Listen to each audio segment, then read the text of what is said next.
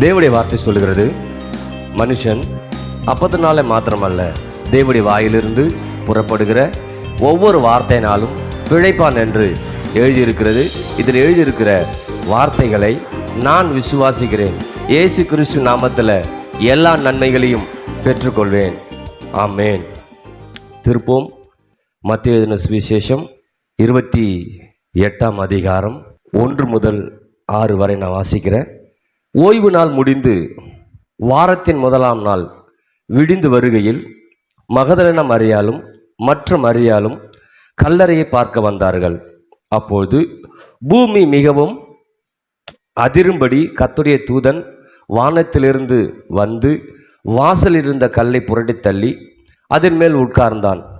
அவனுடைய ரூபம் மின்னல் போலவும் அவனுடைய வஸ்திரம் உறைந்த மழையைப் போலவும் வெண்மையாகவும் இருந்தது. காவலாளர் அவனுக்கு பயந்ததினால் திடுக்கிட்டு செத்தவர்கள் போலானார்கள்.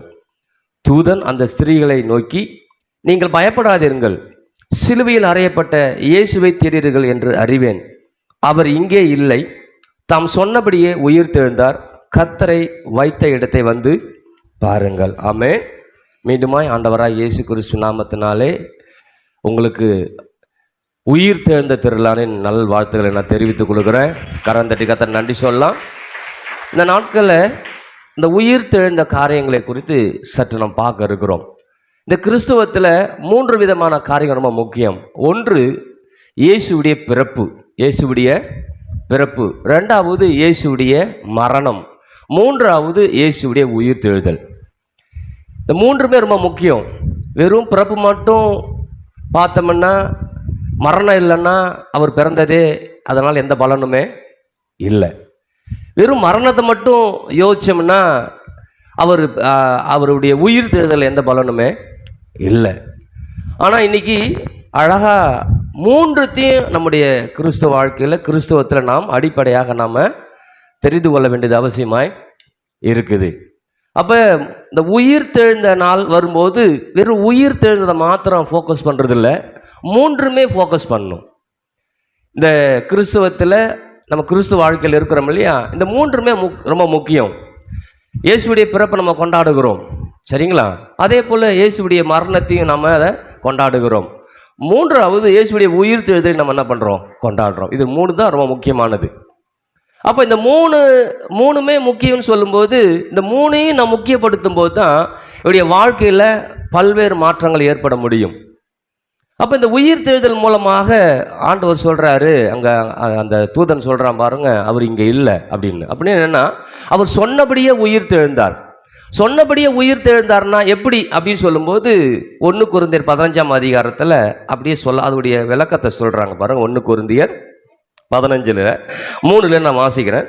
நான் அடைந்ததும் உங்களுக்கு பிரதானமான ஒப்பித்ததும் என்னவென்றால், கிறிஸ்துவானவர் வேத வாக்கியங்களின்படி நமது பாவங்களுக்காக மரித்து அடக்கம் பண்ணப்பட்டு வேத வாக்கியங்களின்படி 3ஆம் நாளில் உயிர் தெழுந்து கேபாவுக்கும் பின்பு 12 தரிசனமானார். அதாவது வேத வாக்கியங்களின்படி தான் தேவன் எல்லா காரியத்தையும் என்ன பண்ணுறாரு? செய்கிறார். நல்லா புரியணும். அதான் வேத வாக்கியங்களை ஆராய்ந்து பாருங்கள், அவைகள் உங்களுக்கு நித்திய ஜீவன் என்ன பண்ணுது. அப்போ இன்னைக்கு வேத வாக்கியம் என்ன சொல்லுதோ அதை நம்ம அப்படியே ஏற்றுக்கொள்ளணும். 1 இயேசுடைய பிறப்பை பற்றி சொல்லுது, 2வது இயேசுடைய மரணத்தை பற்றியும் சொல்லுது, 3வது இயேசுடைய உயிர் தெழுதலை பற்றியும் சொல்லுது. அப்போ பிறப்பும் முக்கியம், மரணமும் முக்கியம், உயிர் தெழுதலும் முக்கியம். ஆனால் அந்த உலகத்தில் பிறப்பை மாத்திரம்தான் பெருசாக தெரியுமே தவிர வேற எதுவும் பெருசாக தெரியாது. ஆனால் இந்த கிறிஸ்துவத்தில் வரும்போது 3மே முக்கியம். ஏன்னா இயேசு கிறிஸ்து வேத வாக்கியின்படி பிறந்தார், இயேசு கிறிஸ்து வேத வாக்கியின்படி மரித்தார், இயேசு கிறிஸ்து வேத வாக்கியின்படி உயிரோடு எழுந்தார். அவர் உயிரோடு எழுந்த காரியத்தை நாம் கற்றுக்கொள்ளும் போது தான் அவருடைய பிறப்பின் காரியமும் நமக்கு என்ன பண்ணும்? நிறைவேறும். நீங்கள் கேட்கலாம், ஏன் இது 3மே நான் கற்றுக்கணுமா அப்படின்னா, 3மே கற்றுக்கணும். ஏன்னா ரோமர் 10ஆம் அதிகாரத்தில் 9-10 எடுத்து வாசிக்கலாம். என்னவென்றால், கர்த்தராகிய இயேசுவை நீ உன் வாயினாலே அறிக்கையிட்டு தேவன் அவரை மரித்தோரிலிருந்து எழுப்பினார் என்று உன் இருதயத்திலே விசுவாசித்தால் ரட்சிக்கப்படுவாய். நீதி உண்டாக இருதயத்தில் விசுவாசிக்கப்படும், ரட்சிப்பு உண்டாக வாயினாலே அறிக்கை பண்ணப்படும். என்ன சொல்லுதுன்னா, நாம் எப்படி ரட்சிக்கப்பட்டோம் அப்படின்னா, ஆண்டவராக இயேசு எனக்காக பிறந்தார், ஆண்டவராக இயேசு எனக்காக மரித்தார், ஆண்டவராக இயேசு எனக்காக உயிரோடு எழுந்தார். இந்த உயிர் தெழுந்த இயேசுவை நான் விசுவாசிக்கிறேன்னு நான் வாயை திறந்து சொல்லும்போது தான் நான் ரட்சிக்கப்படுறேன்.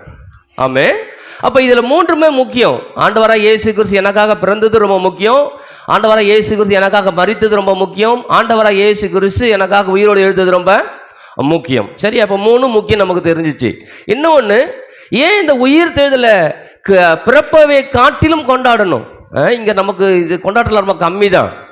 மேலே நாடுகள்லாம் பார்த்தோன்னா, நான் சிங்கப்பூரில் இருக்கும்போதெல்லாம் எந்த அளவுக்கு கிறிஸ்மஸை கொண்டாடுகிறோமோ அதே போல் இந்த ஈஸ்டர் கொண்டாடுவாங்க.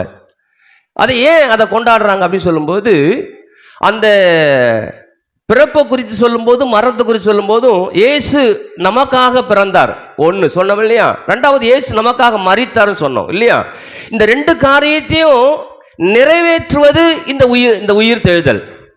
நான் பாவங்களுக்கு மரித்து நான் நீதிக்கு பிழைத்து இருக்கிறேன் அப்படின்னு சொல்லும்போது, இயேசு உயிரோடு எழுந்ததால தான் நான் நீதிக்கு என்ன பண்றேன், பிழைச்சு இருக்கிறேன். அப்ப நான் பாவத்துக்கு மரித்து இருக்கிறேன், நான் நீதிக்கு பிழைச்சிருக்கிறேன், நான் பாவி இல்லை என்பதையே எது எடுத்து காட்டுகிறது அப்படின்னு சொன்னா, இயேசு கிறிஸ்துடைய உயிர் தெழுதல் தான் எடுத்து காட்டுகிறது. நல்லா விளைவிக்கணும். ஆனால் நிறைய பேருக்கு பிறப்பு பற்றி நல்லா தெரியும், நிறைய பேருக்கு மரணத்தை பற்றி தெரியும், ஆனால் உயிர் தெழுதலை பற்றி என்ன பண்ணாது, தெரியாது. இப்போ சொன்னால் புரியும் பாருங்களேன். இப்போ நீங்கள் ஒரு கடைக்கு போகிறீங்க, ஒரு பொருளை பார்க்குறீங்க, ரொம்ப விலை உயர்ந்த பொருட்களாக இருக்குது. அந்த பொருள் நம்ம வாங்க என்ன பண்ணுறோம், பார்க்குறோம், அதை பணம் கொடுத்து என்ன பண்ணோம், விலை கொடுத்து வாங்குறோம். வாங்கின பிறகு அதை நம்ம எடுத்துகிட்டு வரும்போது, நம்ம அந்த ஹைபர் மால்லாம் போனீங்கன்னா ஒரு பொருளை வாங்கிட்டு வரும்போது வெளியில் ஒரு ஆள் நிற்பார் ரெடியா. என்ன எதுக்கு நிற்கிறார் தெரியுமா அவரு? நீங்கள் வாங்கிட்டு வர பொருளுடைய அந்த ரிசிப்டை காமிக்க சொல்லுவார். இந்த பொருள் நீங்கள் வாங்கிட்டு தான் வந்தீங்களா அப்படின்னு சொல்லி கேட்பாரு. அப்போ அதை வாங்கி நம்ம என்ன பண்ணுவோம், அந்த ரிசிப்ட் எடுத்து என்ன பண்ணுவோம், காமிப்போம், இது என்னுடைய பொருள். அப்போ நான் விலை பார்க்குறேன், விலை கொடுத்து வாங்குறேன், விலை கொடுத்து வாங்குறதுக்கு ரிசிப்ட் தான் ஆதாரம். ஆமாம் தானே? அந்த ரிசிப்ட் இல்லைன்னு என்ன சொல்லுவாங்க, இல்லைங்க இதை நீங்கள் வாங்கலை அப்படிம்பாங்க. நீங்கள் சொல்லி நான் வாங்கினேன் அப்படின்னா ரிசிப்ட் என்ன பண்ணுங்க, காட்டுங்க. இன்னொன்று கேட்பேன், நீங்கள் சொல்லுவீங்க ரிசிப்ட் கொடுக்கலன்னா அவங்க என்ன சொல்லுவாங்க, இல்லைங்க ரிசிப்ட் என்ன பண்ணுவாங்க, கண்டிப்பாக கொடுத்துருப்பாங்க. எங்களுடைய ரூல்ஸ் தெரியும், ரிசிப்ட் கண்டிப்பாக என்ன பண்ணிருப்பாங்க, கொடுத்துருப்பாங்க. அப்போ யோசிச்சு பாருங்க, நான் பாவங்களுக்கு மரித்து, அதாவது என்ன பாவத்துக்கு விலை கொடுத்து அதுலேருந்து என்ன மீட்டு இருக்கிறார் அப்படின்னு சொல்லும்போது இந்த உயிர் தெழுதான் எனக்கு ரிசிப்ட். சத்தத்தை காணும். இன்னைக்கு உங்களை பிசாசு உங்களை குற்றப்படுத்தவே முடியாது. நீங்கள் ஒருவேளை இன்னைக்கு நீங்க பாவமே செய்தா கூட பிசாசு உங்களை குற்றப்படுத்த முடியாது. ஏன் தெரியுமா குற்றப்படுத்த முடியாது? அதுக்கு ரிசிப்ட் எதுதான், நான் செஞ்ச பாவத்துக்கு மரணத்தை அவர் ஏற்றுக்கொண்டாருங்க. மரணத்தை ஏற்றுக்கொண்டது மாத்திரமல்ல, என்னுடைய பாவங்களுக்காக அவர் மரித்து இருக்கிறார். ஏன்னா இயேசு கிறிஸ்து பாவத்துக்காக மரிக்கல, அவர் எந்த பாவமும் செய்யல. நல்லா புரிஞ்சுக்கணும். அப்ப என்னை விலைக்கிறைய கொடுத்து என்னை மீட்டிருக்கிறாருங்கிற ரிசிப்ட்ல எனக்கு எந்த அளவுக்கு அத்தாரிட்டி இருக்குதோ அப்பதான் என்னை விலை கொடுத்து வாங்கினாருங்கிற என்ன எனக்கு என்ன பண்ணும் வரும். அவர் கேட்கும்போது சொல்லவில்லை, இல்லை நான் விலை கொடுத்து வாங்கியிருக்கிறேன், ஏன் எப்படி வாங்கிருக்கு சொல்றீங்க, என்கிட்ட ரிசிப்ட் என்ன பண்ணுது இருக்குது. அப்ப இயேசு கிறிஸ்து உயிரோடு எழுந்தாருன்னு சொல்லும்போது அது அவருக்காக எழுந்திருக்கல. இயேசு கிறிஸ்து மரித்தாருன்னு சொல்லும்போது அவருக்காக மரிக்கல. இயேசு கிறிஸ்து பிறப்பாங்கிறது அவருக்காக பிறக்கல. இயேசு கிறிஸ்து பிறந்தது நமக்காக, இயேசு கிறிஸ்து மரித்தது நமக்காக, இயேசு கிறிஸ்து உயிரோடு எழுந்ததுமே நமக்காக. சொல்றார், இயேசு கிறிஸ்து உயிரோடு எழுந்திருக்கலன்னா நாம் பாவத்துல தான் இருப்போமா? ஏன் ரிசிப்ட் என்ன பண்ணல? இல்ல. இன்னைக்கு ரிசிப்டை குறித்து நமக்கு சரியா தெரியாம இருக்கிறதால தான் நம்ம ஒரு விலையுயர்ந்த கடைக்கு போகிறது இல்லை, சாதாரண கடையில் போவோம், பில்லு வாங்கி பழக்கமே இல்லை. அப்ப நம்ம சாதாரணமான வாழ்க்கையில வாழ்ந்து கொண்டு இருக்கிறதால தான் அந்த விலை உயர்ந்த உயிர் தெழுதல் மூலமாக வரக்கூடிய நன்மையை நான் பெற்றுக்கொள்ளவே முடியல. அப்ப உயிர் தெழுந்த காரியத்துல மாத்திரம்தான் எனக்கு என்னை மீட்டிருக்கிறாரு, என்னை விலை கொடுத்து வாங்கியிருக்கிறாரு. நான் பாவி அல்ல, நான் நீதிமான், நான் தேவனுடைய பிள்ளையா இருக்கிறேன், தேவன் என்னோடு இருக்கிறார், தேவன் எனக்கு உதவி செய்கிறார் இருக்கிறாங்க, எண்ணங்கள் எனக்கு மேலோங்கும். நல்லா புரிஞ்சுக்கணும். அப்ப பிசாசு என்ன பண்றான், பிறப்பை குறித்து நல்லா தெரிய வச்சுட்டான், மரணத்தை குறித்து தெரிய வச்சுட்டான். ஆனா உயிர் தெழுதலை பத்தி என்ன பண்ணலாம், தெரிய வைக்கவே இல்லை. அதையும் நமக்கு பெருசா தெரியவும், ஏன்னா உயிர் தெழுதல் நமக்கு என்ன பண்ணும் சரியா தெரியாது. அப்ப இன்னைக்கு தெரிஞ்சுக்கணும், உயிர் தெழுதல்னா இதே சரீரம் இருக்கும், ஆனா அது மகிமின் சரீரமா இருக்கும். எப்படி இருக்கும்? இதே சரீரம் தான், ஆனா என்ன மாதிரி சரீரமா இருக்கும்? அதான் இயேசு கிறிஸ்து இந்த 1 கொரிந்தியர் 15ஆம் அதிகாரத்தில் வாச்சோம்னா அவருடைய அதாவது சாவுக்கு ஏதுவாய் இது சாவாமையை தரித்துக் கொள்ளும் அப்படின்னு அந்த விளக்கம் சொல்றாரு. அப்ப இன்னைக்கு உயிர் தேர்தல் என்பது நமக்கு சரியா விளங்காம போனதால அதை குறித்து என்ன நமக்கு உயராம போனதால நாம அப்படியே என்ன பண்றோம் இருக்கிறோம். ஐயோ இன்னைக்கு ஒரு பிரச்சனை வந்துருதா, இல்ல இதுக்கு முடி செய்த பாவம் எனக்குள்ள நினைவு வந்துருதா, நான் என்ன பண்றேன், ஐயோ நான் பாவியா இருக்கிறேன், நான் என்னால சரியா வாழ முடியல, எனக்கு சரியான எண்ணத்துல என்னால இருக்க முடியல, சரியான செயல்கள் என்னால செய்ய முடியல. ஏன்னா நான் உயிர் தேர்தல் ரிசிப்டை பத்தி எனக்கு பெருசா தெரியல. ஆனா வெளியில போனா நம்ம என்ன பண்றோம், கடைக்கு போனவொடனே நான் வாங்கியிருக்கிறேன், விலை கொடுத்து வாங்கியிருக்கிறேன் அப்படின்னு நம்ம அவங்கள்ட்ட அத்தாரிட்டியே பேசுறோம். இன்னைக்கு உங்களையும் என்னையும் தேவன் விலைக்கிரயம் கொடுத்து மீட்டு இருக்கிறாருங்கிறத சொல்லும்படியான நாளா என்ன பண்ணுது இருக்குது. அப்ப பிசாசு உங்களோட சவால் விடும்போது சொல்லும், நீ பாவி தானே, உன்னை பத்தி எனக்கு தெரியாதா, குற்றப்படுத்துவோம். பிசாசு என்ன பண்ணுவோம், உங்களை குற்றப்படுத்த நீங்க சொல்லணும், இல்ல இல்ல என்ன ஏசப்பா விலை கொடுத்து என்ன பண்றாரு சொல்லுங்க பக்கத்தால, ஏசப்பா உங்களை விலைக்கிரயம் கொடுத்து மீட்டு இருக்கிறார், நீ பாவி அல்ல நீதிமான், ரட்சிக்கப்பட்டிருக்கிறோம் அப்படிங்கிற ஒரு அத்தாரிட்டி நமக்குள்ளார என்ன பண்ணல இல்ல. அப்ப அத்தாரிட்டியை கொடுக்கணும், இன்னைக்கு உங்களுக்குள்ளார அத்தாரிட்டியை கொடுக்கணும். நான் ரட்சிக்கப்பட்டிருக்கிறேன், ரட்சிக்கப்பட்டவருக்கு விரோதமாக இருப்பது யாரு, என்ன விலை கொடுத்து ஒருத்தர் என்ன பண்றாரு, சத்தத்தை காணுமே. 1 லட்சம் ரூபாய்க்கு ஒரு டிவி வாங்கிட்டு வந்துருக்கிறீங்க, பில்லை காட்டிட்டு அவன் கொடுக்கவே முடியாது அப்படின்னு சொன்னீங்க, விட்டுறீங்களா, அடி பின்னிட மாட்டீங்க அவனை. ஒரு மனுஷன் பாவம் செய்யாம இருக்குன்னா என்னென்னமோ ட்ரை பண்றான், ஆனா அவனால பாவம் செய்யாம இருக்கவே, ஏன்னா அவன் நினைக்கிறான் கண்ணு செஞ்சா தப்பு, காது செஞ்சா தப்பு, என்னது மூக்கு செஞ்சா தப்பு இப்படின்னு யோசிக்கிறான். அது கடைசியில் எங்க போய் முடியுது, எண்ணத்துல போய். அப்ப இன்னைக்கு ஏன் நான் இன்னும் பாவத்தில் இருக்கிறேன், ஏன் இன்னும் அந்த சிக்கிக்கிட்டு இருக்கிறேன் அப்படின்னா, என் எண்ணம் இன்னும் உயிர் தேர்ந்தவுடைய அந்த வல்லமையை குறித்து தெரியவே இல்லை. இயேசுவை பத்தி தெரியுது, அதாவது பிறப்பை பத்தி தெரியுது, மார் தட்டிக்கிறோம் இல்லையா, நான் ஏசப்பா புள்ள, நான் ஏசு எனக்காக பிறந்தாருன்னு சொல்லி. அதே போல மரணத்தை பத்தி கொஞ்சம் கொஞ்சம் தெரியுது, எப்படி என் பாவத்துக்கு அவர் மரிச்சிருக்கிறாருன்னு தெரியுது. அதான் நம்ம என்ன பண்றோம், ஆஹா என்னுடைய பாவத்துக்கு அவர் என்ன பண்றாரு, மரிச்சிருக்கிறார். இது ரெண்டும் தெரியுது. 3வது உயிர் தேர்தல் தெரியாம போனதால இது ரெண்டும் என்ன போட்டு வாட்டுது. இயேசு பத்தி தெரிஞ்சும் புரோஜனம் இல்லாம போகுது, பாவத்தை பண்ணிடுறேன். இயேசு விட்டு மரண பத்தி தெரியுது, ஆனாலும் பாவம் பண்ணிடுறேன். ஏன்னா இவருடைய எண்ணம் எப்போதும் பாவ எண்ணங்களால, பாவ சிந்தனைகளால, பாவ உணர்வுகளால் ஆட்கொள்ளப்பட்டிருக்கிறது. அப்படி அது ஆட்கொள்ளப்பட்டதால தான் நான் செய்யணும்னு நினைச்சா, அதாவது செய்யக்கூடாதுன்னு நினைச்சா கூட செஞ்சிடறேன். 1 கோடி இல்லைங்க, எவ்வளவு மேல கொடுத்து வாங்கிச்சிருக்கிறாரு. இந்த உலகத்தில் இருக்கிற மொத்த சொத்தும் ஒரு பக்கம் அப்படின்னா நீங்க ஒரு பக்கம் நிக்கிறீங்கன்னு அர்த்தம். ஒவ்வொருத்தருக்கும் அவ்வளவு விலை கொடுத்து வாங்கியிருக்கிறார். அந்த அவருடைய ரத்தத்தால யாரும் விலை கொடுத்து வாங்கவே முடியாது. விலை கொடுத்து என்ன பண்ண முடியாது, ஆட்டு ரத்தம் மாட்டு ரத்தம் இல்லை. ஆட்டு ரத்தம் போனோம்னா ஒரு 30 ரூபாய்க்கு அந்த ரத்தத்தை கொண்டு கொடுத்துருவான், வறுத்து தின்ட்டு போயிடுவான். அது இல்லை, விலை கொடுத்து அவர் வாங்கவே, ஏன்னா மாசற்ற ரத்தம், மாசற்ற. அப்ப யோசிச்சு பாருங்க, எனக்கு அப்படி பிறப்பை குறித்து கொஞ்சம் தெரியுது, ஆனா மரணத்தை குறித்து லேசா அப்படி தெரியுது, உயிர் தேர்தலை பத்தி சுத்தமா தெரியாது. அப்ப நாம என்ன பண்றோம், பிறந்த நாளுக்கு பார்க்கும்போது நிறைய பேர் வருவாங்க, ஏன்னா இயேசு பிறந்திருக்காரா, இயேசு பிறந்து வந்துடுவாங்க. அந்த மரணத்துக்கு யார் வருவாங்க தெரியுமா, அதாவது சிலுவை அன்னைக்கு அந்த பாட பத்தி தெரிஞ்சவங்க மட்டும் வருவாங்க, உயிர் தேர்தலுக்கு வரவும் மாட்டாங்க. நீங்களாம் வந்திருக்க ரொம்ப சந்தோஷம். என்ன அதை பத்தி எனக்கு ஒண்ணுமே தெரியாது. கிறிஸ்மஸ்னா போகலாம் போல, ஈஸ்டருக்கு நான் போய் என்னத்தை கண்டுக்க போறேன், அதனால எனக்கு ஒன்றும் பலன் இல்லை. நான் சொல்றேன், கிறிஸ்மஸ் எப்படி கொண்டாடுறோமோ, கிறிஸ்மஸை எப்படி நம்ம ஏற்றுக்கொள்கிறோமோ, அதே போல மரணத்தையும் ஏற்றுக்கொள்ளணும். அதை காட்டிலும் உயிர் தேர்தலை ஏற்றுக்கொள்ள வேண்டியது அவசியமா? ஆமீன் சொல்லலாமா? அப்ப விலை கொடுத்து என்ன பண்றாரு, வாங்கியிருக்கிற. அப்போ நீங்க பவுல் சொல்றாரு பாருங்க, நீங்க விலை கொடுத்து வாங்கியிருக்கிறதால, அந்த உயிர் தேர்தலை நீங்க நம்புறதால, அந்த உயிர் தேர்தலை நீங்க நம்பும் போது தான் உங்க விசுவாசமும் வளருமா. என்ன வளருமா? விசுவாசம்.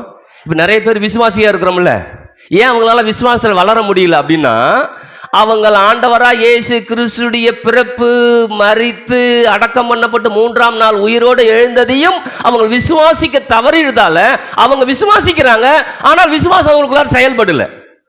விசுவாசம் அவங்களுக்கு என்ன பண்ணல, செயல்படல. அப்ப செயல்படலைன்னா அதில் வெற்றி காணவே முடியாது. சொல்றாரு பாருங்க, இந்த விசுவாசம் இல்லைன்னா அந்த அதாவது பிறப்பு, மரணம், உயிர்த்தெழுந்த மூணுத்தையும் விசுவாசியா நீங்க சபைக்கு வராம இருந்துட்டீங்கன்னா நாங்க என்ன பிரசங்கம் பண்ணாலும் அது விருதா போயிடுமா? இங்கேருந்து நான் கத்தலாம், நிறைய காரியங்கள் ஒன்று கற்றுக் கொடுக்கலாம். ஆனால் அந்த விசுவாசமும் இந்த பிரசங்கத்தை கேட்கக்கூடிய இது ஒன்றா ஆகவே ஆகாது.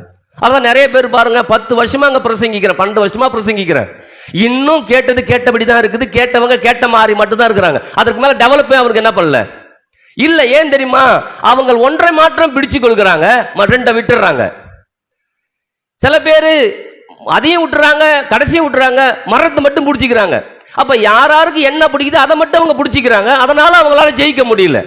ஆனா இன்னைக்கு முடிவு பண்ணும், ஆண்டவரை இயேசு கிறிஸ்து எனக்காக பிறந்தார், அதை நான் விசுவாசிக்கிறேன். என்ன அப்படிதான் ஞானஸ்தானம் எடுத்தோம். இது வரைக்கும் நீங்க அப்படி ஞானஸ்தானம் எடுக்கலாம். இன்னைக்கு ஒப்பு கொடுங்க ஆண்டவர்கிட்ட. ஆண்டவரே, என்னமோ கோயிலுக்கு வான்னு சொன்னாங்க, வந்தேன், ஏதோ முங்குன்னு சொன்னாங்க, முங்கிட்டேன். ஆனா நான் அறிக்கையிட்டு என்ன பண்ணல, முங்கவே இல்லை. அங்க சொல்றாரு, என்னவென்றால் கர்த்தராகிய இயேசுவை நீ உன் வாயினாலே அறிக்கையிட்டு. அப்படின்னா என்ன?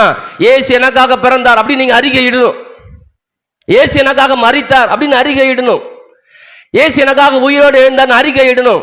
இயேசு எனக்காக உயிரோடு எழுந்தார், இந்த உயிர் தேர்ந்த இயேசுவை நான் விசுவாசிக்கிறேன், இயேசு என் ஆண்டவராய் இருக்கிறார் நீங்க என்னைக்கு சொல்றீங்களா நீங்க ரட்சிக்கப்படுறீங்க. நாம அதெல்லாம் கிடையாது. அவங்க சொன்னாங்க ஞானஸ்தானம் எடுத்துக்கிறதுன்னா எடுத்துக்கன்னு, நான் என்ன பண்ணிட்டேன், வந்து ஞானஸ்தானம் எடுத்துக்கிட்டேன். அப்பனா என்னன்னா, வந்து ஏதோ குளிச்சுட்டு போயிருக்கிறீங்க, ட்ரெஸ்ஸை மாத்திட்டோம், புது ட்ரெஸ்ஸை மாத்திட்டோம். ஆனா வாழ்க்கை வேற திசையில போகவே இல்லை. ஆனா இன்னைக்கு முடிவு பண்ணும். அப்ப நான் விசுவாசத்துல பெருக முடியாம இருந்தது காரணம் என்னன்னா, உயிர் தேர்தலை குறித்த சத்தியம் எனக்கு என்ன பண்ணல தெரியல. நான் பிரசங்கம் கேட்கும் போது அது எனக்குள்ளார ஏன் வேலை செய்யல அப்படின்னா, எனக்கு உயிர் தேர்தலை பத்தி என்ன பண்ணல தெரியல. இந்த இயேசு மேல அதிகமா நம்பிக்கை வைக்க முடியல. ஏன் வைக்க முடியல அப்படின்னா, அவருடைய உயிர்த்தலை பத்தி எனக்கு என்ன பண்ணல தெரியல. அப்ப என்னுடைய விசுவாசமும் என்னுடைய நம்பிக்கையும் அதே சமயத்துல அதனுடைய தாக்கமும் ஏன் எனக்குள்ளார செயல்படல அப்படின்னா, நான் உயிர் தெழுந்த ஆண்டவரை குறித்த அறிவு எனக்கு என்ன பண்ணல இல்லை. எத்தனை பேர் இன்னைக்கு இயேசு உயிரோடு எழுந்தான்னு தெரியுது? அப்படியான்னு கேட்கக்கூடாது. போகும்போது டேய் என்னமோ உயிர் தெரிஞ்சு சொன்னாங்க, நீ நம்புறியாடான்னு கேட்டா என்னமோ தெரில சொன்னாரு அப்படி சொல்லக்கூடாது. ஏன்னா அதுல தான் உங்க வாழ்வு என்ன பண்ணுது இருக்குது. அப்ப அத்தாரிட்டியை நீங்க தவற விட்டதால அந்த 2 காரியமும் புரிஞ்சா கூட அதுல புரிவு இல்லவே இல்லை. ஆனா இன்னைக்கு நீங்க முடிவு பண்ணும், ஆண்டவராகிய இயேசு கிறிஸ்து எனக்காக பிறந்தாருங்கிறத நான் மாறு தட்டிக்கிட்டேன், எனக்காக மரித்தாருங்கிறதையும் மாறு தட்டிக்கிட்டேன். ஆனா இது 2 காரியமும் உயிர் தேர்தல் மூலமாக தான் நிறைவேறுகுதுன்னு எனக்கு புரிஞ்சிச்சுன்னா அதை நான் மாறு தட்டுவேன். ஹல்லேலூயா. அதனால உயிர் தேர்தல் திருநாள பயங்கரமா கொண்டாடுவாங்க. ஏன்? அந்த 2க்கும் அத்தாரிட்டி இதுதான். இது இல்லைன்னா அவருடைய பிறப்பு வேஸ்ட், இது இல்லைன்னா அவருடைய மரணமும் வேஸ்ட். அப்ப இயேசு கிறிஸ்து அவருக்காக பிறக்கல, அவருக்காக மரிக்கல, அவருக்காக உயிரோடு எழுந்திருக்கவே இல்லை. ஏன்னா கல்லை புரட்டி வச்சுட்டாங்க இல்லையா? கல்லை புரட்டி வச்ச பிறகு அந்த கல்லை யாரும் தள்ள முடியாது, அவ்வளோ பெரிய கல். ஆனால் கல் தானாக புரட்டப்படுகிறது இல்லைங்களா? ஆண்டவராக இயேசு கிறிஸ்து என்ன பண்ணுறாரு, அங்கே அதுலேருந்து உயிரோடு எழுந்து போகிறாரு. ஆனால் அவர் உயிரோடு எழுந்து போவதற்காக கல் புரட்டப்படலை, அவரை யாரும் தடுத்து நிறுத்தவே முடியாது. ஏன் கல்லு புரட்டப்பட்டது? நீங்களும் நானும் அதை கவனிச்சு, ஆமா ஆண்டவராக இயேசு கிறிஸ்து எனக்காக பிறந்தார் இல்லையா, எனக்காக மரித்தார் இல்லையா, எனக்காக அடக்கம் பண்ணப்பட்டார் இல்லையா, எனக்காக உயிரோடு எழுந்திருக்கிறார். அதனால அதை நான் பார்க்கும் போதெல்லாம், திறந்திருக்கிற கல்லறையை பார்க்கும் போதெல்லாம் அது எனக்கு ஒண்ணு தெரியணும், ஆண்டவராக இயேசு எனக்காக பிதாவுடைய வலது பாரிசத்தில் வீற்றிருக்கிறார், அங்கிருந்து எனக்காக பரிந்து பேசி கொண்டு இருக்கிறார். இன்னைக்கு நீங்க விண்ணப்பம் பண்றீங்க இல்லையா, நீங்க ஜெபிக்கிற ஜெபத்துக்கு எப்படி பதில் வருது? உயிர் தந்த இயேசு இங்க இருந்து அங்க போய் உட்கார்ந்ததால அங்க இருந்து பதில் வருது, இல்ல பதில் வராது. அப்ப ஜெபம் எப்படி கேட்கப்படுகிறது? நல்லா யோசிச்சு பாருங்க. அப்ப உயிர் தந்த இயேசு எனக்காக பிதாவுடைய வலது பாரிசத்துல வீற்றிருக்கிறார் இல்லையா? சொல்றார் இல்லையா? நமக்காக வேண்டுதல் செய்கிறவர் என்ன பண்றவர் இருக்கிறார். அப்ப எனக்காக ஒருத்தர் வேண்டுதல் செய்யும் போது, நான் ஜெபிக்கும் போதெல்லாம் என் ஜெபத்தை அவர் கேட்கிறவரா இருக்கிறார். இப்ப உங்களுக்கு தெரியணும், நான் ஜெபிக்கும் போது எப்படி அது பதில் பெறுகிறது அப்படின்னா, எனக்காக ஆண்டவர் அங்க பேசிக்கிட்டு என்ன பண்றாரு, இன்னொன்னு சொல்ல வாக்கு கடங்காத பெருமூச்சுகளோடு எனக்காக வேண்டுதல் செய்கிறார். அப்படி என்ன தெரியுமா? நான் ஜெபிக்கிறேன், நான் ஜெபிக்கிற ஜெபத்துக்கு என்னுடைய பிரச்சனைக்கும் ஒத்து வரல, அந்த மாதிரி நான் ஜெபிச்சுட்டு இருக்கிறேன். சில பேர் ஜெபம் பண்ணுவாங்க பாத்தீங்களா சர்ச்சில், அந்த அம்மாவுக்கு கால் வலியா ஜெபம் பண்ணுங்கன்னா அந்த அம்மா எல்லாத்துக்கும் ஜெபம் பண்ணுற கால் வலிக்கு மட்டும் ஜெபம் பண்ணாரு. பார்த்துருக்கீங்களா? அது மாதிரி நீங்கள் இப்போ கூப்பிட்டு யாராவது இன்னைக்கு ஜெபம் பண்ண சொன்னீங்கன்னா, இந்த அம்மாவுக்கு தலைவலிக்கு தான்ப்பா ஜெபம் பண்ணுங்கன்னா அந்த அம்மாவுக்கு எல்லாத்தையும் ஜெபம் பண்ணுறோம். அந்த அம்மாவுடைய புள்ள பேரப்பிள்ளை எல்லாரும் ஜெபம் பண்ணுருவாங்க, ஆனால் தலைவலிக்கு ஜெபம் பண்ண மாட்டாங்க. அப்போ என்ன பண்ணுறாரு ஏசப்பாக்கா உட்காந்துக்கிட்டு, அந்த அம்மாவுக்கு தலைவலிக்கு ஜெபம் பண்ண முடியாமல் ஜெபம் பண்ணிட்டு இருக்கிறான்.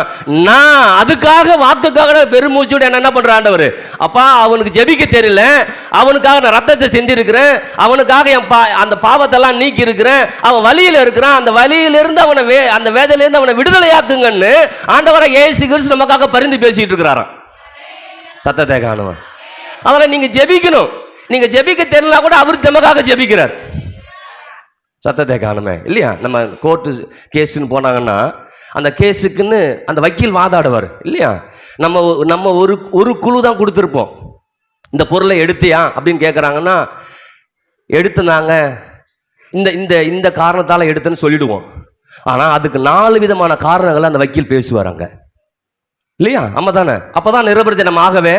அப்போ இன்னைக்கு நீங்களும் நானும் ஜெபிக்கும் போது பதில் பெறும்படியாய் அவர் எனக்காக என்ன நிரபராதை ஆக்கும்படியாய் அவர் அங்கே எனக்காக பேசிக்கொண்டு என்ன பண்றாரு. அப்போ இன்னைக்கு அது எப்படி எனக்கு அது விளங்கு அப்படின்னா, முடிவு பண்ணும், எனக்கு உயிர் தெழுந்த இயேசு இங்க உயிரோடு எழுந்த பிறகு எனக்காக இன்னை வரைக்கும் வேலை செஞ்சுக்கிட்டு என்ன பண்றாரு. சத்தத்தை காணுமே. அப்போ உயிரோடு இது சொல்ற இல்லையா, நான் மரித்தேன் ஆனாலும் இதோ சதா காலம் நான் உயிரோடு இருக்கிற. அப்படின்னா நீ ஜெபிக்கக்கூடிய எல்லா ஜெபத்துக்கும் நான் உயிரோட்டமான பதில் என்ன பண்றேன்னா கொடுக்கிறேன். அப்ப எத்தனை பேர் நம்பிக்கையா ஜெபிக்கலாம்? சில பேர் அதுவும் தெரியாது, ஜெபிக்க சொல்றாங்களாம், ஜெபம் பண்ணு புலன்னு போயிடுவாங்க. இல்லைங்க, ஜெபன்னு வந்துச்சா நீங்க ஜெபிச்சிங்கன்னா அதற்காக அவரு 2 வார்த்தையை சேர்த்து அங்க ஜெபிக்கிறார். ஹல்லேலூயா. சத்தத்தை காண ஒன்றும். அப்போ இன்றைக்கி நீங்கள் நான் முடிவு பண்ண, ஆண்டவரே இந்த உயிர் தெழுதும் போது நான் உன்னை கற்றுக்கிறேன், நான் உயிர் தெழுந்த இயேசுவை நான் விசுவாசிக்கும் போதெல்லாம் நான் விசுவாசத்தில் வளர்கிறேன், நம்பிக்கையில் வளர்கிறேன். இந்த பிரசங்கத்தை நான் கேட்குறேன் இல்லையா, அது எனக்குள்ளார செயல்பட ஆரம்பிக்கும். ஏன் அந்த உயிர் தெழுதுடைய ஆவியான எனக்குள்ளார இந்த கிரியை என்ன பண்ண செய்து கொண்டே இருப்பாங்க. நிறைய பேர் வராங்க, பிரசங்கம் மட்டும் கேட்குறாங்க, ஆனால் அந்த பிரசங்கத்தால் அவங்களுக்கு பயனே இல்லை. ஏன் பயன் இல்லை நீங்கள் நினச்சிட்டு இருக்கீங்க? ஏன் பயன் இல்லை? நான் கேட்குறேன் தான், ஆனால் பயன் இல்லை. ஏன் பயன் இல்லை அப்படின்னா, அந்த பிரசங்கத்தை நீங்கள் விசுவாசத்தோடு கேட்கவே ஏன் கேட்கல? அந்த விசுவாசம் எதோட இணைஞ்சிருக்குது? உயிர் தெழுதோட இணைஞ்சிருக்குது. அப்போ உயிர் தேர்ந்த அந்த ஆவியானவர் உங்களுக்குள்ளார வந்து அந்த பிரசங்கத்தை கேட்க வச்சு உங்க வாழ்க்கையில அந்த உயிர் தேர்ந்த ஆவியானவரும் இந்த பிரசங்கமும் சேரும் போது ஆவியான ஒரு காரியத்தை உங்களுக்குள்ளார செய்து, ஒரு பிரச்சனையா, ஒரு கண்ணீரா, ஒரு கவலையா, ஒரு நிந்தனையா, அதிலிருந்து ஆண்டவர் விடுதலையாக்கி கொண்டு வருகிறார். எப்படி அங்க அந்த கல்லறை திறக்கப்பட்டதோ அதே போல உங்களுடைய பிரச்சனைகள் எல்லாவற்றையும் கர்த்தர் தீர்த்து வைக்க திறக்க அவர் போதுமானவராய். எத்தனை பேர் ஆமென் சொல்றது? அப்போ நம்ம எதை பற்றியும் தெரியாமல், நம்ம வீட்டை பற்றி தெரியுது, நம்ம பொருளை பற்றி தெரியுது, இது விலை கொடுத்து வாங்கியிருக்கிறேன், அதை விலை கொடுத்து வாங்கியிருக்கிறேன், அதனால் இது என்னது, இது ஒன்றுது இல்லைங்களா? இந்த இடம் பிரச்சனை வச்சுல பாருங்களேன், இம்மா தான் இருக்கும், 1 ஜான் இடம் இருக்கும், அந்த 1 ஜானுக்கு அம்மா சண்டை. ஏன் சொல்ல முடியாது? பத்திரத்தில் பாரு, 43 அடின்னு போட்டிருக்கு, 42 அடின்னு போட்டிருக்கு, 42 ரன் போட்டிருக்குமோ, அந்த அரை அடிக்கு அம்மா பிரச்சனை. ஆனால் ஆண்டவர் சொல்கிறாரு, அதில் எவ்வளோ உனக்கு ஆழம் தெரியுதோ அதே போல் ஆவியானவர் இன்னைக்கு உயிரோடு எழும்பினாருங்கிறது உனக்கு என்ன பண்ணும் தெரியும். இப்போ நீங்கள் பாவம் செஞ்சால் கூட உங்களால் செய்ய முடியாது. ஏன் தெரியுமா? சொல்லுங்க பாப்பா, யாராவது ஏன் செய்ய முடியாது? பாவம் எப்படி வேலை செய்யுதுன்னு தெரிஞ்சிருச்சு. எங்கே வேலை செய்யுது? இங்கே வேலை செய்யுது. என்ன பண்ணுது? நாம் நினைக்கிறோம் இதுதான் பிரச்சனை. சொல்கிறார் இல்லையா, நீ உன் கையை உனக்கு இடல் உண்டாக்குனால் கையை வெட்டி போட்டுரு. நீங்கள் இருக்கிற எல்லாரும் வெட்டி போட்டால் யாரும் கையே இருக்காது அவங்களுக்கு. அப்புறம் காலை வெட்டி போட்டோன்னா, காலை வெட்டி விட்டா கை இருக்காது, கால் இருக்காது. ஆனால் பாவம் பண்ணிக்கிட்டே என்ன பண்ணுவான்? அப்போ பாவம் எதை சம்மந்தப்பட்டது? நம்ம கையை யோசிச்சிட்டோம். நான் சொன்னல அந்த ஸ்டோரியில், கண்ணை யோசிச்சிட்டோம், காதை யோசிச்சிட்டோம், மூக்கை யோசிச்சிட்டோம், இதை யோசிக்கவே தெரியல. இங்கேயும் இங்கே உட்காந்துட்டு இப்போ வீட்டை பற்றி நினைக்கிறவங்களாம் என்ன பண்ணுவான்? ஐயோ அந்த வீடை பூட்டுனா, சரியா பூட்டுனான்னு இழுத்து பார்க்காம வந்துட்டேன். ஏன்னா நம்ம என்ன எங்கே போகுது? இங்கேருந்து 20 கிலோமீட்டருக்கு இருக்கிற வீட்டுக்கு போகுது. அப்ப யோசிச்சு பாருங்க, இப்படிதான் பாவம் போகுது. அது அப்படி பாவம் போயிடும், அது சமயம் கிடைக்கும் போது வேலை செய்யும். இந்த பாம்பு எலி இதெல்லாம் பார்த்தீங்கன்னா இப்படி வரும், நம்ம இருக்கிறன்னு பார்த்தா என்ன பண்ணாது, வரவே வராது. ஆனா ஆள் இல்லை என்ன பண்ணாது வேலைய. அப்படிதான் பாவம் நமக்குள்ளார குடி கொண்டு இருக்குது. அதுக்கு ஒரு கோயிலை கட்டி கும்பாபிஷேகம் நடத்திட்டு இருக்கிறோம். அது என்ன பண்ணுது, ஆள் இருக்கும்போது ஒன்றும் செய்யறது இல்லவே இல்லை. ஆண்டவர் இருக்கிறாருன்னு தெரிஞ்சா கூட செய்யறது இல்லை. ஏன் தெரியுமா, ஆண்டவர் எப்பயாவது தூங்குவாரு, அப்ப நம்ம செஞ்சிடலாம்னு நினைக்கிறோம். அவசரம் தூங்க மாட்டோம், உறங்கவும் சத்தத்தை காண ஒன்றும் நல்ல விலைங்கிறதுக்காக தான் அந்த இவ்வளோ உங்களுக்கு சொல்றேன். அப்போ இன்னைக்கு உயிர்த்தெழுதலுடைய ஆவியானவர் என்னோடு இருக்கிறார்.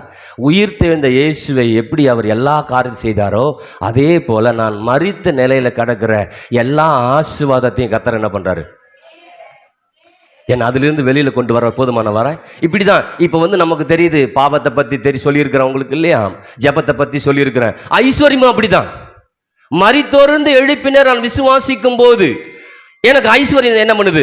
எபேசியர் அப்படிதான் சொல்றாரு. எபேசியர் புத்தகம் எடுமே, ஐஸ்வர்யம் எப்படி வருது. 19:1 தாம் கிறிஸ்துவை மரித்தோர்ந்து எழுப்பி அவரிடத்தில் நடப்பித்த தமது பலத்த சத்துவத்தின் வல்லமைப்படியே விசுவாசிக்கிறவர்களாகிய நம்மிடத்திலே காண்பிக்கும் தம்முடைய வல்லமையின் மகா மேன்மையான மகத்துவம் என்னதென்றும் நீங்கள் அறியும்படிக்கு அவர் உங்களுக்கு பிரகாசமுள்ள மனக்கண்களை கொடுக்க வேண்டும் என்றும் வேண்டிக் கொள்கிறேன். ஆமென். அப்ப இன்னைக்கு நீங்களும் நானும் இன்னும் அந்த மொத வசனம் படிச்சீங்கன்னா, தமக்கு உண்டாயிருக்க சுதந்திரத்துடைய மகிமையின் ஐஸ்வர்யம் இன்னதென்றும்.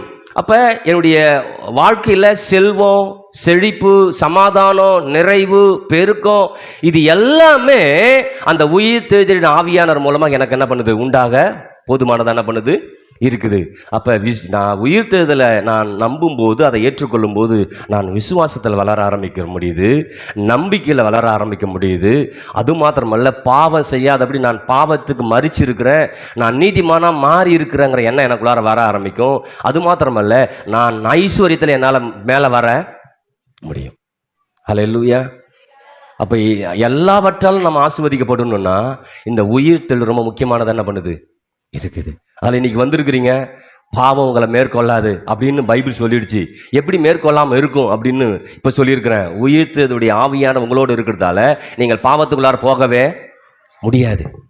24 ஆவியானவர் நம்மளோட என்ன பண்ணுறாரு, உங்களோட யார் இருக்கிறா, நான் சொல்வேன், என் பிள்ளைகளோட நான் இல்லாமல் இருக்கலாம், ஆனால் ஆவியானவர் என்ன பண்ணுறாரு, இருக்கிறார். இன்னைக்கு நீங்கள் இருக்கிறீங்க பாரு, உங்களோட நான் இல்லாமல் இருக்கலாம், இல்லை உங்களுடைய தகப்பன் இல்லாமல் இருக்கலாம், உங்கள் தாய் இல்லாமல் இருக்கலாம், ஆனால் ஆவியானவர் என்ன பண்ணுறாரு, அவர் யார் தெரியுமா, உயிர்த்தெழுந்த ஆவியானவர்.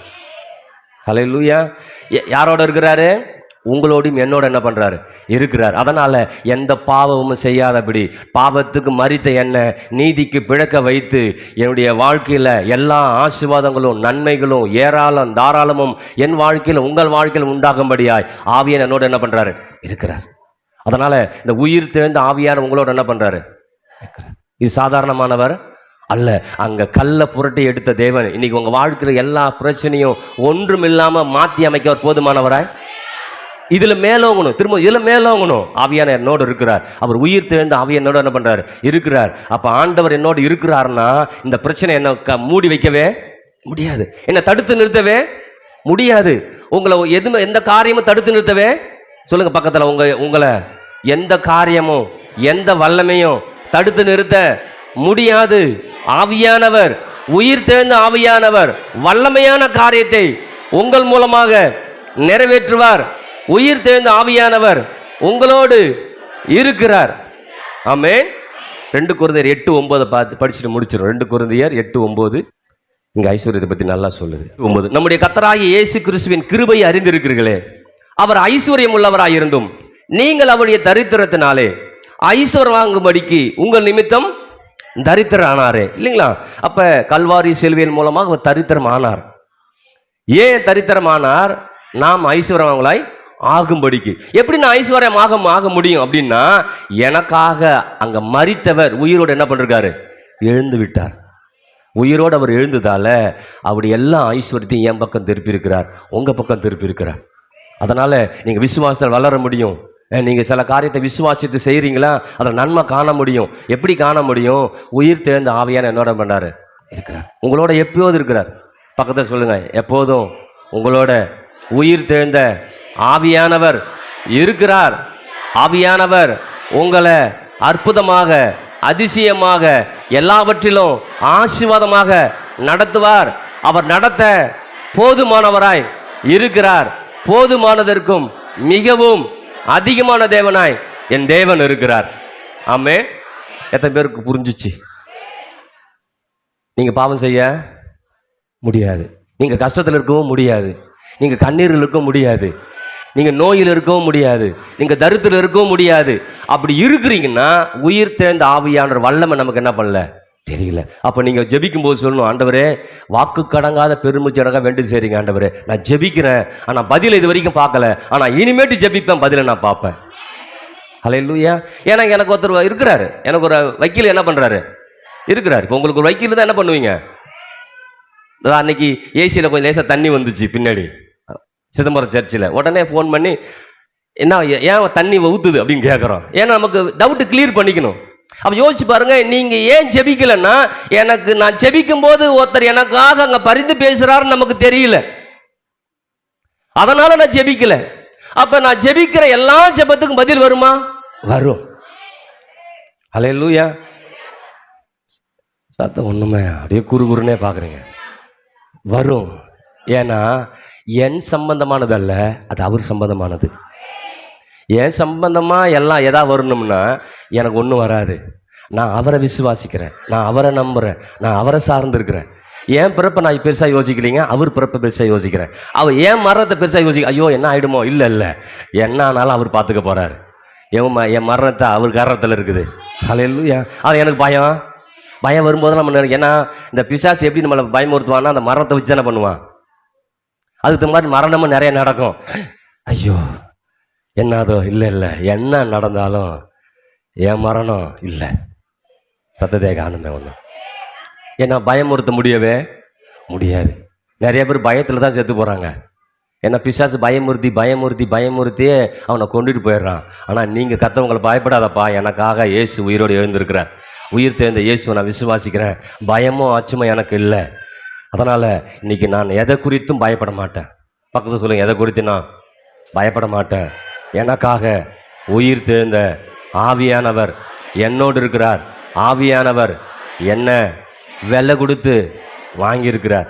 பிசாசு தொட முடியாது. நல்லா தெரியுதா? தொட முடியாது. அரடியே தொட முடியல பாருங்க பக்கத்து வீட்டுக்காரனால. ஏன்னா விலை கொடுத்து வாங்கியிருக்கிறோம். மொத்த சரீரத்தையும் அவர் விலை கொடுத்து வாங்கியிருக்கிறார். வெறும் சிம்பிளாக வாங்கலைங்க, சிம்பிளாக நம்மளை விலை கொடுத்து வாங்கலை.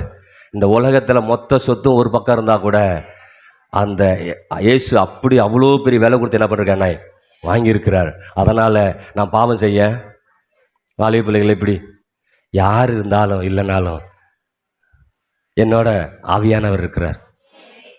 இப்போ நீங்கள் நினைப்பீங்க, ரட்சிக்கப்பட்டவனுக்கு தானே ஆவியானவர் இருப்பார், என் கூட இருக்க முடியும், நான் ரட்சிக்கப்படலையே அப்படின்னு சொல்லுவீங்க. சொல்கிறேன், உங்க கூட இருக்கிறார் ஆவியானவர். ஹல்லேலூயா. ஆவியானவர் உங்களை அழகாக கொண்டு வந்திருக்கிறார். ஏன் கொண்டு வந்திருக்கு தெரியுமா? பாவத்திலிருந்தும் சாபத்திலிருந்தும் உங்களை விடுதலையாக்கும்படியா, உங்கள் எண்ணத்திலையும் சிந்தனையிலையும் விடுதலையாக்கும்படியா. அப்போ இங்கே வந்திருக்கிற நீங்கள் பாவம் செய்யாதபடி வாழ்வதற்கு என்ன பண்ணணுமோ அதை யோசிக்கணும். சில பேர் பார்த்தோன்னா பாவம் செய்கிறது யோசிச்சுருப்பாங்க, ரூம் போட்டு இப்படி பண்ணலாமா அப்படி பண்ணலாம், தெரியாமல் இப்படி பண்ணுறது, துளி கூட தெரியாமல் இருக்கணும். அதோடைய சிம்டம்ஸே தெரியாமல் இப்படி செய்யலான்னு பார்த்தோன்னா சிஸ்டர் அடிக்க சொல்லுவாங்க, நீங்கள் எப்பெல்லாம் தெரியாமல் செய்யணும்னு நினைக்கிறீங்களோ திருட ஏதாவது ஒருத்தன் உன்னை விட்டுட்டு தான் திருடுவான். திருட போகிறான்னு வச்சிங்களேன், இப்போல்லாம் சிசிடிவி கேமரா இருக்குது இல்லைங்களா, அந்த கேமராவை மறைச்சிருவான். ஆனால் வேற ஏதோ ஒன்று விட்டுட்டு போயிடுவான், ஏதோ தடையத்தை என்ன பண்ணுவான். ஏன்னா அவ்வளோதான், அவனுக்கு அதுக்கு மேலே ஒன்றும் என்ன பண்ணது. ஏன்னா பிசாசுக்கு அதுக்கு மேலே பக்காவை ஒன்றும் பண்ணவே தெரியாது. நம்மளை காட்டி கொடுக்குறதுல அவனை மாதிரி ஆள் யாருமே இல்லை. அதனால் அவனுக்கு துணை போவாதீங்க, உங்களை மாட்டி கொடுத்துருவான். உங்களை என்ன பண்ணுவான், மாட்டி விட்டுருவான். மாட்டி விட்டுட்டு அப்புறம் நீங்களே வருத்தப்படுவீங்க, செஞ்சிருக்கூடாதோ அப்படின்னு. அப்புறம் பிசாசு சொல்லுவான் உங்கள்கிட்ட, யார் தான் செய்யலை, நீ என்ன பெருசாக செஞ்சுட்ட அப்படின்னு சொன்னீங்க. என்ன பண்ணுங்க, அவன் சொல்கிறது தான் கரெக்டுன்னு போயிடுவீங்க. இல்லை இல்லை, யாரும் செஞ்சாலும் நான் செய்ய மாட்டேன். ஏன் தெரியுமா, என்னை ஏசப்பா விலை கொடுத்து, சத்தத்தை காணுமே, என்னை விலை கொடுத்து வாங்கியிருக்கிறாரு, நான் பாவம் செய்ய மாட்டேன். அவன் எவ்வளோ ஹெல்ப் பண்ணா கூட அவன் உங்களுக்கு நிறைய ஹெல்ப் பண்ணுவான் தெரியுமா? ஒரு தவறு செய்யறதுக்கு ஒரு பிள்ளையோட யாரெல்லாம் ஹெல்ப் பண்றாங்கன்னு அவங்கெல்லாம் பிசாசினால் உண்டானவர்கள்.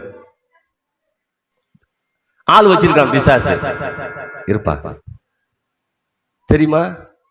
நான் யோசேப்பை பத்தி யோசிக்கும் போது நினைச்சேன், யோசேப்பு சிறு வயதா இருக்கும் போது அவங்க அண்ணன் போட்டு கொடுத்தான். சரி 11 பேரையும் இல்லையா, அவன் 12வது ஆள் 11 பேரையும் கிட்டத்தட்ட 10 பேரை போட்டு கொடுத்துறாங்க. அவன் சின்ன தம்பியை போட்டு கொடுக்கல. அண்ணன் சொன்னதை பூரா 10 பேரையும் அவங்க அப்பாட்ட வந்து சொல்லிக்கிட்டே இருந்தான் தெரியுமா? இல்லைங்களா? யோசேப்பு என்ன அதாவது அண்ணங்கள் என்ன தவறு பண்றானோ அதை எல்லாத்தையும் அப்பாட்ட சொல்லிக்கிட்டே இருப்பான். நீங்க நினைச்சிட்டு இருக்கிறீங்க அவன் அவங்க அப்பாட்ட யாக்கோப்ட்ட சொல்லிருக்கான் போல் இருக்குன்னு. இல்லைங்க, அவன் ஆண்டவர்கிட்ட சொல்லிட்டே இருக்கிறான். அததான் சொல்றான், நீங்கள் எனக்கு தீமை செய்ய நினைச்சீர்கள், கர்த்தரோ எனக்கு. அப்ப என்ன பண்றான், எது பாவமோ அதை அப்ப இருந்து அவன் அருவருத்து இருக்கிறான். அது எனக்கு பிடிக்கல. அவங்க அப்பா பிள்ளை அது அந்த பாவமே அவனுக்கு பிடிக்கலைங்க. அதான் மற்ற இடத்துக்கு போகும்போதும் பாவம் அவனுக்கு பிடிக்கவே. இப்ப இங்க இருக்கிறீங்க பிள்ளைகள், ஒரு ஆள் ஒரு தவறு பண்ணுதுன்னு வச்சிங்களேன், எந்த பிள்ளைகள் வந்து எங்கிட்ட சொல்றீங்களோ இல்ல உங்க வீட்டுல சொல்றீங்களோ நீங்க ஆண்டவர் பக்கம் இருக்குன்னு அர்த்தம். ஆனா அப்பாட்டையும் சொல்லாத எங்கிட்டையும் சொல்லாம அந்த பிள்ளையோட நீங்க கூடிக்கிட்டு இருக்கிறீங்கன்னா நீங்க பிசாசோட கூடியிருக்குன்னு அர்த்தம். யோசேப்பு தாங்க உயர்த்தினாரு. யோசேப் பல வருடம் அங்கேயும் வச்சிருக்கான். நீங்க நினைக்கிறீங்க அவனை வந்து கொலை பண்ண பார்த்தாங்க, குழியில தூக்கி போட்டாங்க. குழியில தூக்கி போட்டாலும் போட முடியாது, கொலை பண்ணாலும் பண்ண முடியாது. ஏன் தெரியுமா? நீங்க நினைக்கிறீங்க அவன் யாக்கோப்ட்ட சொல்ல, தேவன்ட்ட அவன் சொல்லிக்கிட்டு இருக்கிறான். இன்னைக்கு நீங்க அப்படிதான். இன்னைக்கு எங்கிட்ட நீங்க ஒரு பிள்ளைகள் தவறு சொல்லும் போது அதை எங்கிட்ட சொல்றீங்கன்னா என்கிட்ட சொல்ல, தேவன்ட்ட சொல்லிருக்கிறீங்க. அப்பா உங்க பிள்ளை உங்களுக்கு தவறான காரியத்தை அது செய்யுது, அது எனக்கு பிடிக்கல, அதை தான் நான் சொல்றேன். அதனால நிந்தைகள் வரலாம், அவமானங்கள் வரலாம், பிரச்சனைகள் வரலாம், ஆனா உங்களுக்கு தான் உயர்வு. அந்த 10 பேருக்கு உயர்வு இல்லைங்க. 10 பேருக்கு உயர்வே கிடையாது. யோசேப்பு மாத்திரம் உயர்வு. இன்னைக்கு உயர்வை நோக்கி நீங்க செல்லணும்னா இந்த நாட்கள் ஆண்டவர்கிட்ட ஒப்பு கொடுங்க. ஆண்டவரே, உயிர் தெழுந்த ஆவியார் என்னோடு இருக்கிறீங்க, ஆனா என் ஃப்ரெண்டு தான், ஆனா அவ தவறு செய்யறான்னு தெரிஞ்சா கூட நான் அவளோட போயிடுறேன். நான் இந்த உலகத்தில் சட்டம் இருக்கு தெரியுமா? தவறு செய்கிறவளை காட்டிலும் தவறுக்கு துணையா இருக்கிறான் அவர் தான் முதல்ல தூக்கி போடுறாங்க உள்ள. இப்பெல்லாம் நீங்களாம் உள்ள இருக்க வேண்டிய ஆளுவ. எத்தனை பேர் விடுதலையாக போறீங்க? விளையாட சொல்லுங்க. நீங்க என்ன நினைக்க தெரியுமா? அது என் ரொம்ப ஃப்ரெண்டு, பெஸ்ட் ஃப்ரெண்டு, அவளுக்கு ஒண்ணுன்னா நான் தாங்க மாட்டேன், அவ போய் குழியில் விழுந்துட்டானா செத்துருவாளே. அப்ப நானே என்ன பண்றேன், கூடவே இருந்து குழியில் என்ன பண்றேன். அப்ப பிசாசுக்கு தெரியும் எப்படி குழியில விட வைக்கணும்னு. அப்ப அதுல இருந்து எப்படி விடுவிக்கணும் ஆண்டவர் நீங்க சொல்றாரு. அப்ப ஆவியார் உங்களோட என்ன பண்றாரு, சத்தத்தை காணணும் ஒன்றும். இப்போ வாலிபெல்லாம் ஆண்டவர் ஒப்பு கொடுங்க. ஆண்டவரே, இனிமேட்டு ஆண்டவருக்கு விரோதமா பிள்ளைகள் இருந்துச்சுன்னா ஆண்டவரே மட்டும் நான் சொல்லுவேன், உங்கள்கிட்ட ஒப்பு கொடுப்பேன். எல்லாரும் நல்லா இருக்குன்னு நீங்க விரும்புறீங்க, ஆண்டவர் அப்படிதான் விரும்புற. எல்லாரும் நல்லா இருக்கணும்னு அப்படி ரத்தத்தை கொடுத்து நம்மளை மீட்டு எடுத்திருக்கிற. அதனால அந்த ரத்தத்துக்கு விரோதமா யாரும் பாவம் பண்ணாதீங்க. ரத்தத்தோட கலந்து இருந்து ஆண்டவரே என்னை பாதுகாத்து நடத்துங்க, என்னை சரிப்படுத்துங்க, என் வாழ்க்கையை சீர்படுத்துங்க. அநேக பிள்ளைகள், வாழ்வு பிள்ளைகள் எப்படி தெரியுமா போகுது, சீரழிஞ்சு போகுது. காரணம் என்ன? அதுதான். ஆனா அதோடைய வழிகள், அதாவது அது ஒரு முடிவோ மரண வழிகள்னு சொல்லுது. அதுக்கு பிடிக்கும் எல்லாமே. ஆனா எது பிடிக்குன்னு அவங்களுடைய பெற்றோருக்கு தான் என்ன பண்ணும் தெரியும். நீங்க ஆண்டவர்கிட்ட ஒப்பு கொடுங்க. ஆண்டவரே, நான் எனக்கு பிடிக்கிறதுலாம் செஞ்சுட்டேன், என் பிள்ளைகளோட கூடிக்கிட்டு இருக்கும்போது அது என்ன சொன்னாலும் அதை நான் கேட்டு வாழ்ந்துட்டேன், ஆனா அதுபடி வாழவே மாட்டேன். நீங்க யோசிச்சு பாருங்களேன். ஒரு சகோதரி இருக்கிறீங்க குடும்பத்தில், நீங்க இன்னொரு சகோதரி கூடிக்கிட்டு இருக்கிறீங்க. உங்க மற்ற சகோதரிட்ட செய்யறத சொல்லாம விட்டுட்டு உங்க சகோதரி மட்டும் சொல்லிடுவோம் பாருங்க. ஏன்னா என் அக்கா நல்லா இருக்கணும், என் தங்கச்சி நல்லா இருக்கணும் அப்படின்னு யோசிப்போம் இல்லையா? அப்ப யோசிச்சுங்க. அப்ப மற்றவங்க வீணா போவோம்னா அது பிசாசு குணம் மட்டும் என்ன பண்ணும் இருக்கும். ஆண்டோட ஒப்பு கொடுங்க. ஆண்டவரே, ஆவியான என்னோடு இருக்கிறீங்க, யோசிப்படி இருந்து காரியத்தை செய்தது போல இங்க இருக்கிற புதிய ஏற்பாடு சபையில் இருக்கிற பிள்ளையோட காரியத்தை என்ன பண்ணும் கர்த்தர் செய்யணும். ஒவ்வொரு பிள்ளையும் முத்தா இருக்கணும். எப்படி இருக்கணும்? சொத்தா? இந்த மல்லாக்கட்டை சொத்து வரும் பாருங்க. சாப்பிட்டு இருக்கும்போது மல்லாக்கட்டை சாப்பிட்டு இருக்கும்போது சொத்து வந்துருமில்ல, நம்ம என்ன பண்ணுவோம்? சொத்து தானே, பரவாயில்ல தின்றுவோமா என்ன, கீழே துப்பிடுவோம். ஏன்? அது சொத்து, கசுக்கும். அப்போ வாழ்க்கையில் கசப்புக்கு நேராய் உங்களை பிசாசு கொண்டு போகிறான். ஆனால் ஆண்டவர் சொல்கிறார், இன்னைக்கு உயிர் தெழுந்த நாளில் இல்லைப்பா, பாவத்தை இருந்து உன்னை மீட்டு எடுத்திருக்கிறேன். நீ ஏன் பிள்ளை? நீங்கள் யார் பிள்ளை? ஏசப்பா பிள்ளை. சொல்லுங்க, நான் ஏசப்பா பிள்ளை. நான் பாவத்தில் இருக்க மாட்டேன், பாவத்துக்கு துணை போகவும் மாட்டேன், நீதியின் தேவனோட இருந்து நீதியான காரியத்தை நடப்பிப்பேன். யோசேப்பு நீதியான காரியத்தை செய்தான். நீதியான காரியம் அப்படி செஞ்சதால தான் அந்த தேசத்துக்கே நீதியை அவனை வச்சார் கொண்டு போய். அந்த தேசத்துக்கே அவன் படி அளந்தான். அந்த தேசத்துக்கே எல்லா வருவாயும் அவன் பார்த்தான். அந்த தேசம் பஞ்சத்தில் இருக்கும்போது 7 வருஷம் செழுமையான தேசம், 7 வருஷம் பஞ்சம். இந்த 14 வருஷமும் அந்த தேசத்தை அவன் வழி நடத்தினான். நீங்க யோசிச்சு பாருங்க, இங்க இருக்கிற ஒவ்வொரு பிள்ளைகளும் இந்த இந்திய தேசத்தை, இந்த தமிழ்நாட்டை வழி நடத்தக்கூடிய அளவுக்கு ஆண்டவர் உங்களோடு இருக்கிறார். நம்ம அந்த மாதிரி சிந்தனையில் வளர்றது இல்லை. நான் ஒரு கிராமத்தில் இருக்கிறேன், நான் ஒரு குடும்பத்தில் இருக்கிறேன், நான் இப்படி இருக்கிறேன், நான் அப்படி இருக்கிறேன், என்னால் ஒன்றும் பண்ண முடியாது. நீங்கள் ஒன்றும் பண்ண வேணாங்க, ஆண்டவர் உங்களோடு இருக்கிறார், உயிர் தெழுந்து ஆவியார் உங்களோடு இருக்கிறான்னு முடிவு பண்ணிட்டீங்கன்னா உங்களை அவர் எடுத்து பயன்படுத்த போதுமானவராய் இருக்கிறார். எழுந்திருக்கலாமா? ஜெபிப்போமா?